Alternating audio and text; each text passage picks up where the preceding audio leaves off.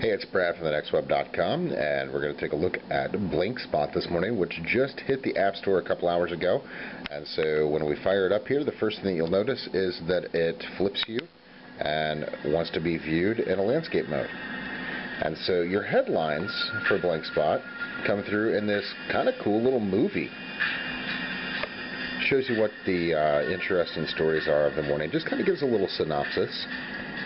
And of course it goes by what category you've chosen. So like if we go up here and go to our dashboard, we can choose some different categories when it opens up, and then you'll also see that we've got some unique choices in here as well.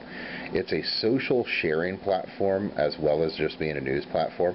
So you'll have Friends Activity and My Channel in there, and then of course the suggested channel too. But let's say like we go into headlines, and it'll bring up a title here for us and then walk us through a movie. So let's kind of let you watch this for a second and show you what it does.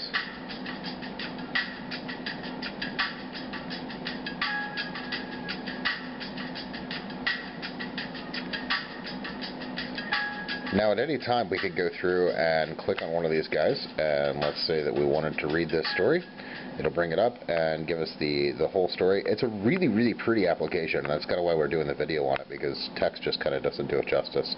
But what's neat is that if you can see it up here, which the camera's not picking it up real well, but you can actually see talk about the story on Twitter, and then you can of course share it with the functions up at the top.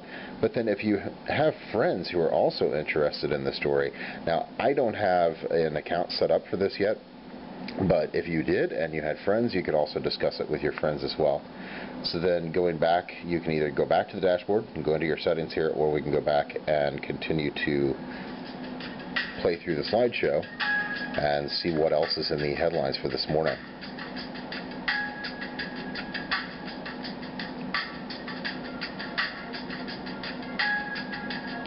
Overall, it's a really cool application, and like I said, you can go grab it from the App Store right now.